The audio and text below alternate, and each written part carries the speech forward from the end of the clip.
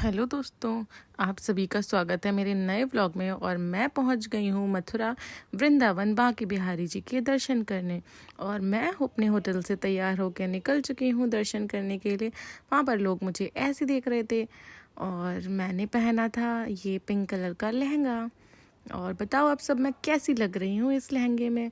और आगे नेहा बुआ और अम्मा चलते चले जा रहे हैं और मैं वेट कर रही हूँ पापा की। पापा गाड़ी लेकर इधर आएंगे, लेकिन पापा तो गाड़ी लेकर इधर आए नहीं, तो मैंने सोचा मैं ही चलती हूँ।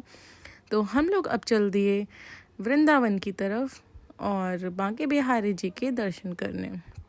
अब मैं बैठ रही हूँ गाड़ी में और अम्मा मेरा दुपट्टा सही कर रही हैं, वो उसमें से निकल गया था और मैंने बोल दिया राधे राधे, सभी को राधे राधे।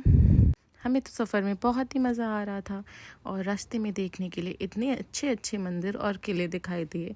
और मैं तो पहली बार वृंदावन आई थी तो मुझे इतनी जानकारी थी नहीं, लेकिन मुझे तो यहाँ पर बहुत ही मज़ा आया क्योंकि कृष्णा जी मेरे फेवरेट हैं, इसलिए मुझे मथुरा आने में बहुत ही खुशी हुई। और यहाँ पे देखिए सड़क पे कितने सारे स्टॉल्स लगे हुए हैं। हम बस वृंदावन की गलियों में पहुँचने ही वाले हैं और हम आगे जाकर अपनी गाड़ी पार्क करेंगे। और अब हमने कर दी अपनी गाड़ी पार्क और मैं चल दी हूँ अम्मा के साथ वृंदावन की पतली पतली सी गलियों में से बांके बिहारी जी के दर्शन करने। और पीछे से आगे मेरा छोटू मोटू सा भाई वंशु और मैं चल देती हूँ अब। और देखिए कितना मज़ा आएगा। आगे आप मेरे साथ बने रहिए जानने के लिए कि मैंने कैसे दर्शन किए। और यहाँ पर तो बहुत ज़्यादा बंदर थे जो अगल बगल से निकल रहे थे। अगर हाथ में कुछ भी है आपके तो प्लीज़ अपने जेब में रख लीजिए, क्योंकि वो तो हाथ से फ़ोन भी छीन कर ले जाते हैं।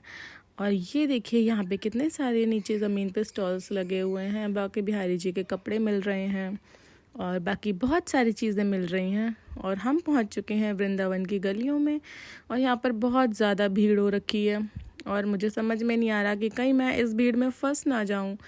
और मुझे तो बहुत डर लग रहा था ये भीड़ देख के, लेकिन बांके बिहारी तो मेरे साथ हैं तो मुझे डरने की कोई ज़रूरत नहीं है। यहाँ पर तो इतनी ज़्यादा भीड़ थी कि मुझे ये लग रहा था कहीं मैं इस भीड़ में दब नहीं जाऊँ। और ये देखिए साइड में कितनी सारी दुकानें लगी हुई हैं। यहाँ पर खाने पीने का भी पूरा इंतज़ाम कर रखा था। और देखिए मैं आगे चलती चली जा रही हूँ अम्मा के साथ और पीछे पीछे आ रहा है मेरा भाई वंशु। और देखिए यहाँ पे कितने सुंदर सुंदर कपड़े हैं और मुझे तो बहुत ही मज़ा आ रहा था। और अब हम पहुँच रहे हैं बांके बिहारी जी के मंदिर के बिल्कुल पास में। और उससे पहले हमने ले लिया प्रसाद, प्रसाद में हमने ले लिए पेड़े। और अब हम चल दिए अपने दर्शन करने के लिए आगे। और मम्मा मुझसे बोल रहे हैं कि बानी इधर देखो मेरी तरफ। और मैंने मम्मा की तरफ देखा और वंशु तो बहुत परेशान हो रहा था क्योंकि इतनी ज़्यादा भीड़ थी जिस दिन हम लोग गए थे। और फिर हमें मिले हमारे अंकल और उनने हमें वीआईपी दर्शन करवाए और हम चलते चले जा रहे हैं आगे। और आइए आप सब लोग मेरे साथ बने रहिए ताकि आप लोग भी बांके बिहारी जी के दर्शन कर पाएँ। और इतनी ज़्यादा भीड़ होने की वजह से मैं इतने अच्छे से रिकॉर्डिंग नहीं कर पाई। और अब हम आ गए हैं बांके बिहारी जी के मंदिर के बिल्कुल बाहर और अब हम अंदर प्रवेश कर रहे हैं। और आप देख सकते हैं यहाँ पे कितनी भीड़ हो रखी है।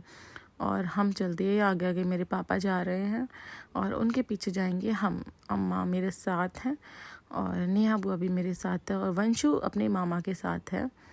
तो अब हम आगे चल दिए और यहाँ पे बहुत ज़्यादा भीड़ हो रही है। आगे वीडियो बनाने के लिए मना कर दिया था उनने भैया ने, इसलिए हमने आगे का वीडियो नहीं बनाया है। लेकिन अब यहाँ से आपको मैं दर्शन कराती हूँ। अब देख सकते हैं यहाँ पे कितनी ज़्यादा भीड़ हो रखी है। और इस भीड़ में वंशु तो बिल्कुल फंस ही गया था। वंशु को तो बिल्कुल भी बहुत ज़्यादा रो रहा था, उसको बहुत दिक्कत हो रही थी। और मैं भी एक टाइम पे रोने लगी थी क्योंकि इतनी भीड़ में मैं फंस रही थी। और ये हज़ारों की भीड़ में मैं आगे बढ़ते हुए मेरे मामा मुझे बुला रहे हैं कि बानी आ जाओ। और बानी चलती है बांके बिहारी जी के दर्शन करने। और आइए आप सब लोग भी अब कर लीजिए बांके बिहारी जी के दर्शन और सब बोलिए मिलकर राधे राधे, जय श्री राधे। और ये देखिए हमने दूर से वीडियो बना पाया क्योंकि आगे जाके वीडियो बनाने नहीं दे रहे थे और बहुत ज़्यादा भीड़ हो रखी थी, इसलिए मैंने यहाँ से वीडियो बनाया। और देखिए कितने सुंदर लग रहे हैं हमारे बांके बिहारी। राधे राधे बोलिए। और उसके बाद दर्शन हमने कर लिए हैं। अब वंशु और बानी में होने लगी है पेड़ा खाने के लिए लड़ाई। और वानी बोल रही है कि मुझे माला डालनी है, जो मुझे पंडित जी ने अंदर दी थी।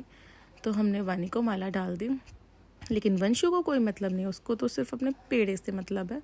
और वो मुझे और वंशु को तो इतनी गर्मी लग गई थी कि हम दोनों बहुत ही ज़्यादा परेशान हो गए थे। हमने अम्मा को भी बहुत परेशान कर दिया था, लेकिन मुझे मज़ा बहुत आ रहा था, मैं राधे राधे बोल रही थी। और उसके बाद रात हो गई और रात पे हमें बहुत ज़्यादा भूख लग रही थी, तो हम आ गए खाना खाने रेस्टोरेंट पर।